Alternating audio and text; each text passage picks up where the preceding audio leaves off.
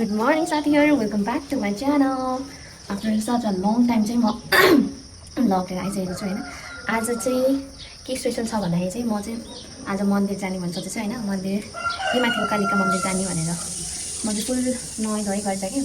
अब चाहिँ म कपडा सपडा लाउँछु अनि त्यसपछि जाने हो। अनि म र मम्मी जाने अनि म सबै सामग्रीहरू पनि रेडी गरेर राखिसकेँ। हामी चाहिँ स्कुटरमा जाने भनेर छौँ। हिँडेर जाँदा पनि मिल्छ त्यहीँ है, तर स्कुटरमा जाऊँ न, किन नजाऊँ है। अनि यताबाट जाँदाखेरि चाहिँ के भन्छ भर्याङ छ होइन। अनि यताबाट जाँदाखेरि चाहिँ स्कुटरहरू जाने बाटो पनि छ। सो हामी त्यही बाटो जाँदैछौँ। So stay tune. अनि त्यसपछि चाहिँ I will continue my video. By by. So guys, म चाहिँ रेडी भइसकेँ। म चाहिँ कन्फ्युज भएँ, यो लगाउने कि यो लगाउने। सो कमेन्ट कुन लगाउने, यो लगाउने कस्तो कन्फ्युज भएँ कि म। यो लगाउने, यो लगाउँदाखेरि क्या, यो लगाउँदाखेरि यो अझै मलाई ठुलो भएको के भएको। पहिला त म यही लगाउँथेँ, कुन राम्रो थियो। सो म आइपुगिसकेको छु, कुन लगाउँछु पनि भयो।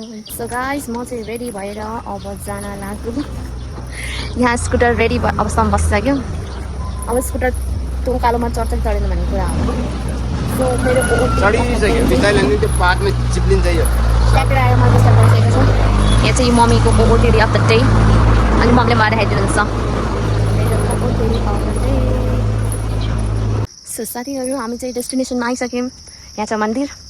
स्कुटीलाई यहीँ छोडिदिएँ किनकि यहाँबाट माथि लाने ठाउँ छैन, त्यसले शीतलमा राखिदिएँ। सो म चाहिँ यहाँ चाहिँ यो बाटो चाहिँ ठिक्क हाम्रो चाइना पुल झरिन्छ क्या। ठिक्क चाइना पुल ठ्याक्कै त झर्दैन, चाइना पुलतिर चाहिँ झर्छ यो बाटो। अनि उताबाट नि अर्को बाटो छ। अनि यो त यो बाटो भइहाल्यो, गाडी आउने बाटो भइहाल्यो। अलिक माथिसम्मै बनाएको रहेछ। पहिला वर्ष आउँदाखेरि चाहिँ आधीसम्म मात्रै बनेको थियो। अहिले चाहिँ अलमोस्ट कम्प्लिट हुन लागिसकेको रहेछ, तर अलि फुल कम्प्लिट भएको छैन। अस्ति नै साल मेरो बर्थडेमा आएको थिएँ। योपालि पनि सधैँ म चाहिँ यो मन्दिरमा चाहिँ सधैँ म बर्थडेमा आउँछु होइन। तर योपालि चाहिँ बर्थडेमा आउन पाइनँ किनभने म उतै थिएँ, होस्टेलमा थिएँ। मेरो एक्जाम्स चलिरहेको थियो। सो अनि आज मौका मिल्यो अनि म आएँ। सो हेर्न सक्नुहुन्छ मन्दिर। अझै यहाँ गेट त अझै बन्नै बाँकी रहेछ, कहिले जमानादेखि बनेको। यहाँ पनि बाँदर पनि रहेछ, बाँदर। सो अब हामी यहाँ पूजा गर्छौँ। यहाँ लेख्छु फोटो ठिकठाक त भन्नु धेरै पऱ्यो होइन। अनि त्यसपछि यहाँ घर फर्किन्छौँ। त्यही कसको कपल्स भेटिसकेको छ है। ल को त्यो को यो दुईजना गर्छौँ। यो मन्दिर चाहिँ पहिला सानो थियो होइन। पहिला चाहिँ सानो थियो यो मन्दिर होइन। अनि अहिले चाहिँ अन्त ठुलो बनायो क्या अझै पनि। अनि त्यसपछि यसको अझै कम्प्लिट भएको चाहिँ छैन, गेटहरू के यो चाहिँ कम्प्लिट भएको छैन। सो हामी चाहिँ अब मन्दिरभित्र इन्टर गर्दैछौँ। यहाँ चाहिँ आफै पूजा गर्ने हो।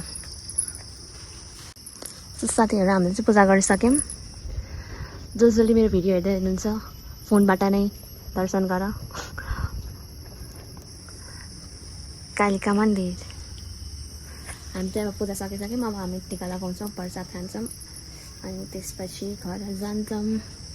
एकचोटि ल यो सर र भ्यू।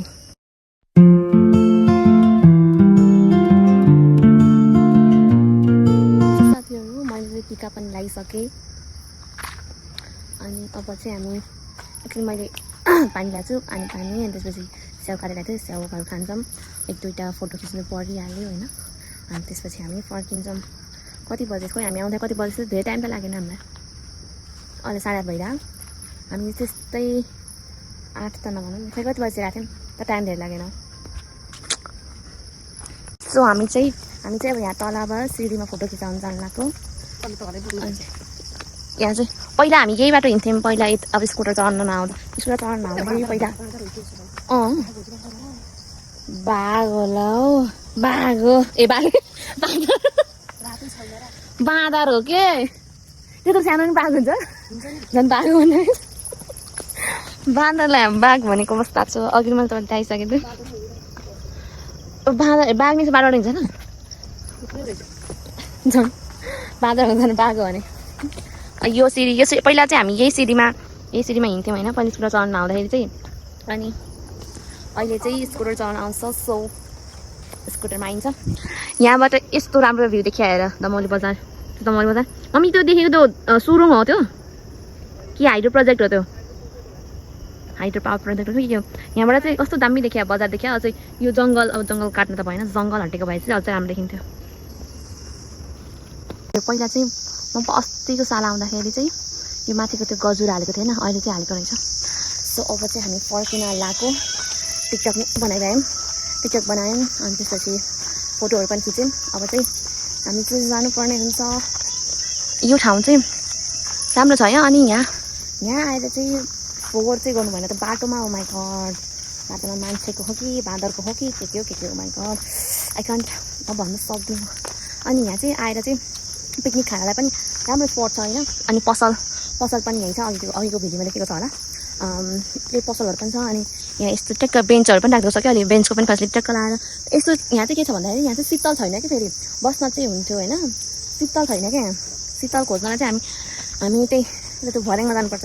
भर्याङमा चाहिँ दुईवटा साइडमै नै के भन्छ रुखहरू छ नि त, अनि त्यो रुखहरूबाट शीतल हुन्छ। यहाँ चाहिँ अब बिचमा मन्दिर छ, अनि त्यसपछि त्यही भएको कारणले चाहिँ शीतल छैन। त्यहाँ हातै गऱ्यौँ यता। अब चाहिँ हामी फर्किन लागेको, एउटा टिकटक नि बनायौँ हामीले, टिकटक बनायौँ, फोटो पनि खिच्यौँ। अब चाहिँ हामी सरर घर जानुपर्छ। फर्केको भए त अघि नै पुग्यौँ हामी घर। अनि यसो फोटोसोटो खिच्ने भनेर, टिकटक बनाउनु भनेर मेरो त हात गल्यो नि बाबै। सो हाम्रो सवारी चाहिँ यहाँ छ। अब चाहिँ हामी फर्किन लागेको। यहाँबाट आधी बाटोसम्म चाहिँ यस्तै बाटो छ। अनि त्यसपछि उता चाहिँ त्यो सिमेन्टवाला ढलानवाला बाटो छ। अब चाहिँ हामी घर फर्किन्छौँ। सो आजको डे चाहिँ मात्र हेर्दै हाल्छ। बाई बाई है भन्नु, बाई बाई। ट्याप्पा गर्नु यसो, यो के भएर छोड्नु। सो अब चाहिँ हामी बाई बाई गर्न लागेको यो ठाउँलाई। बाई बाई भन्नु हामी, बाई बाई। सो साथीहरू, मैले अघि नै बाई बाई भनिसकेँ, तर मैले यहाँ खतरा भ्यू देखेँ कि एउटा। So this is the view. यो देखेको चाहिँ के अरे माडी खोला। अनि यहाँबाट चाहिँ यस्तो भ्यू छ। मेरो पूर्वले साथीहरूलाई देखाइदिनु पऱ्यो नि, पूर्वले साथीहरूलाई देखाइदिनु पऱ्यो भनेर यस्तो तराईमा बसेका साथीहरूलाई यस्तो पाहाडको नजारा देखाइदिउँ भनेर बाटोमा रोकेर। बाटोको अवस्था यस्तो छ। अहिलेसम्म चाहिँ यस्तोवाला बाटो थियो, अहिले चाहिँ यस्तोवाला बाटो छ। यो चाहिँ मेरो ओओटिडिएफ। हेलो साथीहरू, तपाईँहरूकोतिर कति गर्मी छ भन्नु त। हाम्रोतिर त नेक्स्ट लेभल गर्मी छ कि, नेक्स्ट लेभल गर्मी छ। अहिलेको टेम्परेचर भनेको हाम्रो 37 डिग्री छ क्या अहिले। के साह्रो चाहिँ गर्मी बढायो प्रभु भगवान्।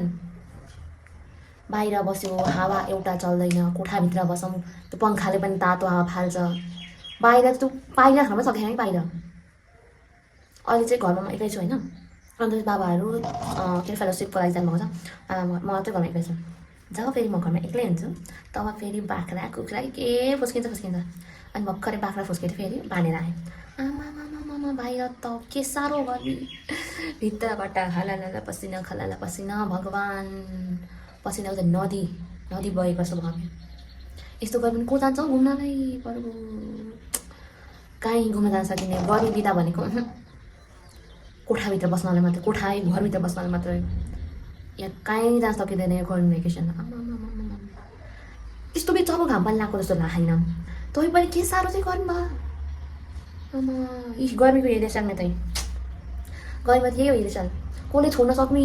पसिना बगेछ यो ढाडबाट कताबाटै घाँटीबाट पसिना त्यो कपाल छोड्यो भने त यति पसिना आउँछ यति गर्मी भगवान्। अन्त के अरे होस्टेलमा हुँदाखेरि के सुन्थ्यो भन्दाखेरि 18 गतेदेखि चाहिँ भारी वर्षा, देशभरि भारी वर्षा। खोइ भारी वर्षा के थोपा पानी परेन भगवान्। हिजो बेलुका परेको थियो अलिअलि, आज त म होस्टेलबाट आएको 1 हप्ता भइसक्यो होइन, 1 थोपा पानी परेन क्या। हिजो बेलुका पनि हावाहुरी चल्यो, गडाङगुडुङ गऱ्यो, अलिअलि पानी पऱ्यो होला। माटो पनि भिजाने थियो भित्र, त्यो माटोको आँखमा पनि भएन कि, त्यो तृप्त भएन त्यति के भन्नु र। कोही कति चाहिँ टेम्परेचर छ त्यतातिर please comment below. Stay hydrated, stay safe from the घाम। Bye bye. अघि चाहिँ मैले भिडियो एन्ड गर्न बिर्सेछु। So thank you for watching my video. Please like, share, comment and subscribe my channel. Bye bye. Thank you.